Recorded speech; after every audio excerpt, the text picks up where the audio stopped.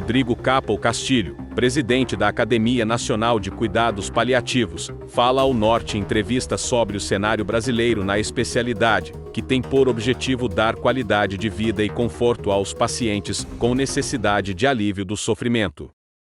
Conceito de cuidados paliativos. É uma abordagem que tem como objetivo melhorar a qualidade de vida, tanto do paciente como da família. E para aqueles que estão enfrentando uma situação de risco de vida. E de que forma que ela é feita? Ela é feita de forma multiprofissional e tem como objetivo prevenir e controlar o sofrimento. Tanto sofrimento físico como a dor, mas não somente relacionados à parte física, também ao sofrimento emocional, também ao sofrimento espiritual e social também.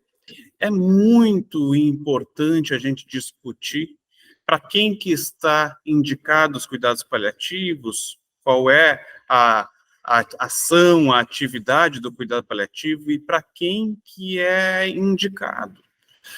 Por quê? Porque existem muitos mitos, existem muitos tabus, existe uma resistência quando se fala em cuidado paliativo, até por causa da palavra, né? Paliativo vem da ideia em português de ser uma gambiarra, um jeitinho, mas não. Cuidado paliativo vem do termo em latim pallium, que era um manto usado pelos guerreiros para se protegerem das intempéries. Ou seja, é aquele cuidado protetor diante de situações de risco de vida. E quais são essas condições? Podem ser tanto as condições mais agudas, mais graves, como um paciente que precisa internar numa UTI, é um paciente que tem um câncer, e pode ser desde o paciente já com câncer avançado, mas a indicação, e vai ter muito mais benefício se for o mais precoce possível, ou seja, no diagnóstico de uma condição ameaçadora à vida. E não quer dizer que essa doença precise ou não ter uma condição de cura, porque também é um mito. Cuidado paliativo é quando não tem mais o que ser feito, é quando não tem mais cura. Absolutamente. É para aqueles que têm uma situação de risco de vida e que sofrem. E quais são essas condições? As mais variadas possíveis. Câncer, muita gente relaciona com câncer, realmente câncer foi aonde nasceu os cuidados paliativos, condições neurológicas graves, como as demências, né? Então, também está indicado cuidado paliativo, as doenças orgânicas crônicas, insuficiência cardíaca, insuficiência respiratória, como o DPOC, doenças hepáticas, e outras situações, COVID. Quantas pessoas sem doenças prévias tiveram agudamente uma situação de risco de vida e foram para a UTI? Alguns sobreviveram, outros não, mas todos presenciaram uma situação de sofrimento emocional, espiritual, físico. Então, o cuidado paliativo é para trazer qualidade de vida para pacientes e as suas famílias, que sofrem às vezes mais que o próprio paciente, e lutar pelo combate ao sofrimento. Panorama dos cuidados paliativos no Brasil. A Academia Nacional de Cuidados Paliativos lançou o Atlas atualizado de cuidados paliativos no Brasil. E esse Atlas é a fotografia da situação dos serviços de cuidado paliativo no Brasil. Nós trabalhamos a cada 2 anos, então as informações recentes foram muito importantes. Para quê? Para mostrar que houve e vem ocorrendo um crescimento no número de equipes de cuidados paliativos no nosso país. Antigamente, há 2 anos atrás, eram 190 na última edição do Atlas, melhor dizendo, e foram para 234 equipes. Qual o problema? Ainda é muito insuficiente o número de serviços. Imaginem, nós temos no Brasil mais de 5.000 municípios e só ter 234 equipes de cuidados paliativos. Outros destaques importantes do Atlas: a grande maioria dessas unidades, desses serviços, estão na região sudeste, do país, principalmente em São Paulo. Então, são poucas equipes e a maioria centrado no centro econômico, que é São Paulo. Também mostramos que o Nordeste foi um dos estados que mais aumentou o número de serviços, porque nós tínhamos informações que primeiro era a região Sudeste, depois região Sul, em relação ao número de serviços, e região Nordeste. Nordeste ultrapassou a região Sul em relação ao número de serviços. Também temos, entre as várias informações que o Atlas nos traz, a questão que os cuidados paliativos na pediatria ainda são muito escassos. Então, já se fala pouco de cuidado paliativo no adulto, se fala pouco do cuidado paliativo de quem está morrendo, não se tem essa cultura de trazer o cuidado paliativo para quem está sofrendo, e sim só para quem está morrendo. Na criança, ainda é um tabu muito maior e existe um desamparo gigantesco em relação ao cuidado da criança, que também adoece, que também sofre, que também tem situações de risco de vida. Outra coisa que o Atlas nos traz, ele mostra que realmente os cuidados paliativos seguem hospital-cêntricos. Estão nos hospitais, que é uma tecnologia, e é um local em que exige muito mais tecnologia e muito mais recurso. E a ideia que vem se discutindo tanto na América Latina como no Ministério da Saúde é que o cuidado paliativo venha da base, venha da atenção primária. E, através da nova política de cuidados paliativos, esse é um dos focos. É capacitação em massa dos trabalhadores da saúde em cuidados paliativos desde a atenção primária. Política Nacional de Cuidados Paliativos. No final do ano passado, felizmente, na reunião da Comissão Intergestora Tripartite, foi pactuada a Política Nacional de Cuidados Paliativos. E isso é representa um momento histórico para a saúde do Brasil. Através dessa política, as pessoas vão ser mais ouvidas em relação ao que esperam de como ser cuidadas em momentos mais críticos e também no seu final de vida, de como gostariam de ser cuidadas.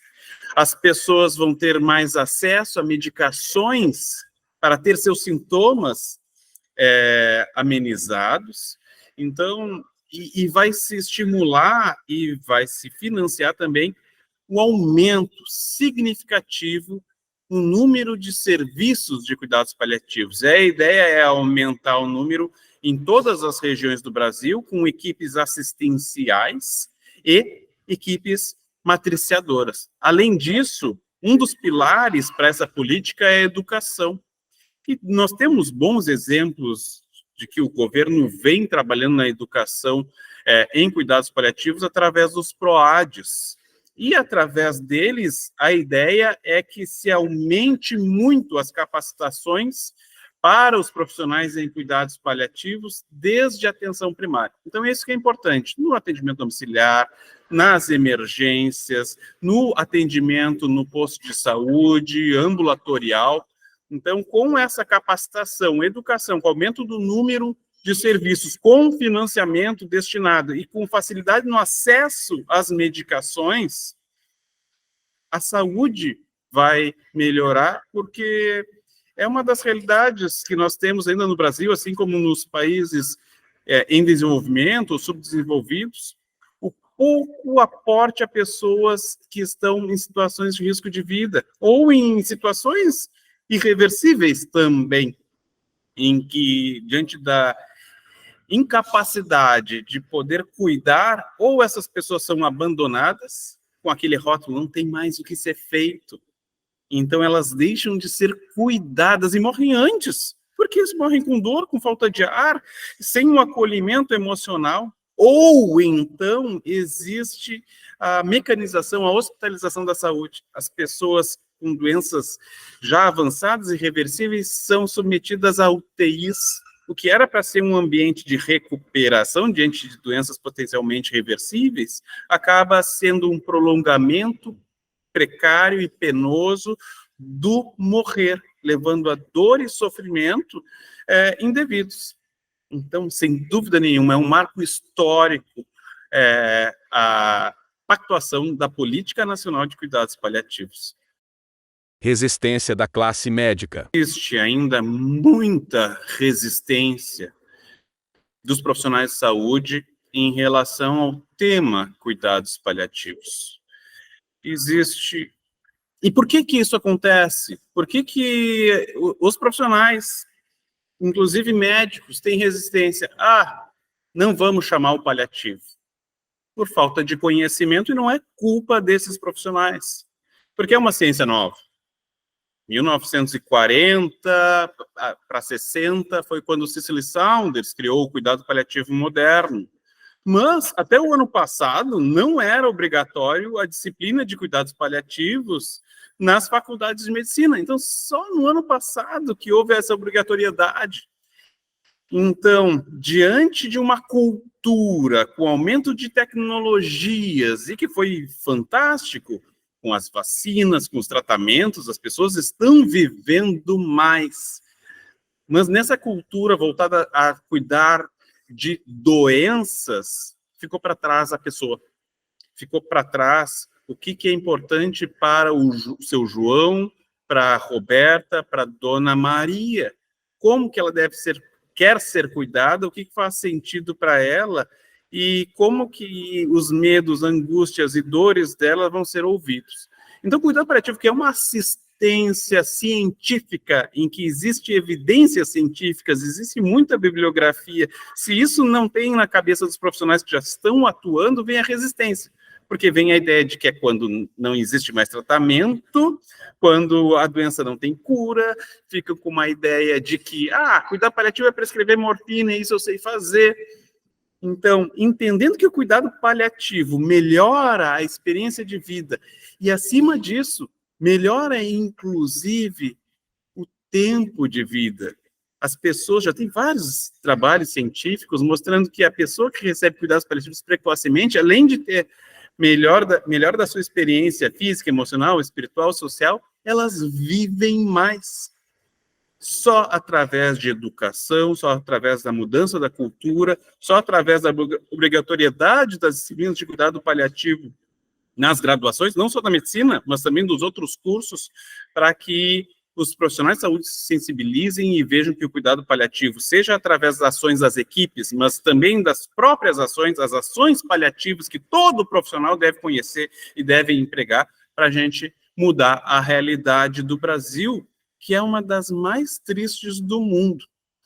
Existe um índice que é sobre qualidade de morte, e que foi publicado 2 anos atrás, e que mostra que de 81 países, em relação à qualidade de morte, o Brasil está em 79º lugar. Então, com a criação da Política Nacional de Cuidados Paliativos, com a melhoria da educação da população, dos profissionais, com a capacitação dos profissionais que já atuam na saúde, só assim para a gente mudar essa realidade.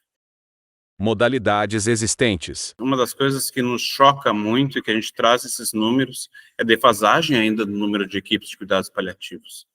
A Sociedade Europeia de Cuidados Paliativos recomenda que seja duas equipes de cuidados paliativos para cada 100 mil habitantes. E nós temos 32 vezes menos essa relação. É uma equipe para cada 1.600.000, se não me engano. Mas é um número perto disso. Então, aquela questão, né? Mal distribuídas as equipes, poucas, e ainda com uma cultura muito atrasada em relação ao cuidado paliativo, que é sinônimo de boa prática em saúde. E essas equipes, essas unidades, como é que funciona para o paciente e para a sua família? Como é que são essas abordagens? Bem, a gente já falou que ela necessariamente E, conceitualmente, essa abordagem precisa ser multiprofissional. E ela não só multiprofissional, mas como interprofissional. Não adianta vir o médico paliativista de um lado, a psicóloga paliativista do outro, e essa equipe não se conversar. E, bem, quais os modelos de assistência? Existem alguns modelos de assistência em cuidados paliativos, por exemplo, no hospital. No hospital, o paciente interna e a equipe que recebeu esse paciente nota que ele tem necessidades de cuidados paliativos por algumas situações, algum sintoma difícil de ser controlado, final de vida, conflito entre família e equipe, ou existem várias recomendações. Então, uma equipe de cuidados paliativos é chamada para fazer esse acompanhamento junto com a equipe que já acompanha, vamos dizer que está acompanhada pela medicina interna. Então, essa equipe de cuidados paliativos acompanha em conjunto, somando o cuidado, e vai, então, ter as avaliações necessárias. A equipe mínima de cuidados paliativos é formada conceitualmente por 3 ou 4 profissionais, que é médico, enfermeira, trabalhador profissional do serviço social e ou psicólogo. O Ministério da Saúde, agora com a política, vai trabalhar com esses 4 como equipe mínima, esses 4 profissionais. E conforme as necessidades, vão utilizar de todos os demais profissionais da saúde para auxiliar nas necessidades do paciente e da família. Então, se faz toda uma abordagem com o paciente, se acolhe a família, se conhece a família, se vê as necessidades espirituais, o sofrimento físico, as medicações recomendadas, o planejamento do cuidado e o que está adequado e o que não está em relação ao que o paciente, ao momento de vida que o paciente estiver. Então, daqui a pouco é uma doença ameaçadora à vida, mas que faz sentido todas as medidas invasivas, porque existe um prognóstico e que o paciente paga para ver. Ele está ali disposto para que, mesmo que perca um pouco de qualidade de vida, aquele tempo é sagrado para ele. É um tratamento individualizado. Outra modalidade é o acompanhamento em que existe uma transferência, ou o paciente já interna para a equipe de cuidados paliativos e essa abordagem vai sendo realizada em conjunto com essa equipe. Não só de um acompanhamento hospitalar está recomendado, como eu disse anteriormente, mas, e muitas vezes, o acompanhamento é iniciado no domicílio, né, em que existe uma visita, porque a equipe da saúde da família chamou a equipe de cuidados paliativos e a equipe se desloca até o domicílio, ou então de uma forma ambulatorial. Mas é importante que seja sempre focado nos principais interesses do paciente, aquilo que faz sentido para si, acolhendo a família que sofre também. Impactos dos cuidados paliativos na economia. Existe uma previsão que ainda não foi confirmada, mas de um investimento muito grande para essa política nacional de cuidados paliativos. E daí vem sempre alguns questionamentos, né? O governo investindo nisso, naquilo, o que é mais importante? Nesse momento, é fundamental nós sabermos que já existem dados que comprovam que o país que tem os cuidados paliativos mais desenvolvidos, eles cuidam melhor dos seus habitantes e de suas famílias. Essas pessoas vivem mais tempo e eles gastam menos em saúde. Mas qual é a relação disso, né? Então, é sobre 2 termos que eu já trouxe anteriormente, na verdade, os conceitos eu trouxe, mas eu vou falar dos termos, que é a distanásia. Eu não sei o que fazer com esse paciente que está morrendo, eu nunca aprendi, eu não tenho contato. Eu tenho medo de processo, eu tenho medo de deixar ele morrer, porque a morte é um tabu. Vou enfiar ele em vários canos, vou colocar na UTI, enquanto existir energia elétrica, a esperança, quando, na verdade, o seu João só queria ficar na beira do açude tomando seu chá de abacaxi, que a dona Maria servia para ele, e tinha horror a médico. Dizia, já estou satisfeito da vida. Ou seja, não é um dinheiro desperdiçado em UTI, que é muito dispendioso. É um dinheiro que atualmente é utilizado em tortura. pura tortura. Então, e isso, eu sou, além de paliativista, intensivista. A gente vê em todas as UTIs nossas, é a distanásia. Existe muita evidência, muitas informações sobre isso que comprovam. Outra coisa é que aquele paciente que está internado com uma doença grave e que, com as políticas de cuidado paliativo, os profissionais vão ter mais conhecimento sobre a amenização dos sintomas, e vai ter mais medicações disponíveis para cuidar dessa pessoa e pessoas dispostas a cuidar, essa pessoa tem seus sintomas mais rapidamente controlados, ela fica menos tempo internada por causa disso, e também no âmbito domiciliar, ela também vai ser melhor cuidada e acompanhada e vai ter menos procuras à emergência e vão ter menos complicações. Então, se gasta menos porque a pessoa é melhor cuidada. E são realizadas as vontades dessa pessoa diante de uma real perspectiva de tratamento em que os cuidados vão ser voltados exatamente de acordo com os melhores interesses dessa pessoa. Socialmente também faz todo sentido, já que o cuidado paliativo não acaba na morte da pessoa, ele acompanhando a fase do luto. E quantos adoecem emocionalmente na família e saem de seus empregos e não conseguem voltar à sua casa, à sua qualidade de vida anteriormente. Na medida que o cuidado paliativo se propõe a cuidar das pessoas enlutadas, socialmente também se cria um ambiente melhor. Mas voltando para a questão dos gastos em saúde, sem dúvida nenhuma, as pessoas são submetidas menos a tratamentos que jamais aceitariam ser submetidos, e com isso se gasta menos dinheiro em tortura. As pessoas têm seus controles de sintomas e são mais acolhidas emocionalmente e fisicamente, e internam por um menor espaço de tempo e procuram a emergência menos. E uma dos pontos que eu nunca cheguei a falar em entrevistas é que algo que vem junto com uma política nacional de cuidados paliativos vem as diretivas antecipadas de vontade. Do que se trata isso? Então, se cria uma cultura em que as pessoas falam que em situações de doença avançada, o que aceitam e o que não aceitam ser submetidos. O que é vida para mim não é a mesma coisa do que é vida para ti. O que é aceitável para uma pessoa, não é aceitável para outra.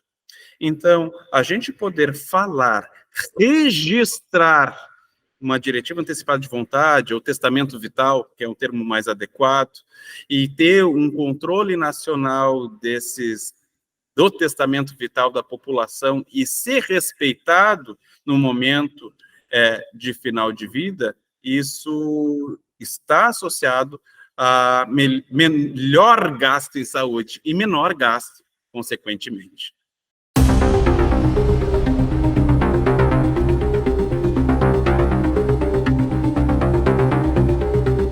Acesse o portalnorte.com.br e confira a matéria completa.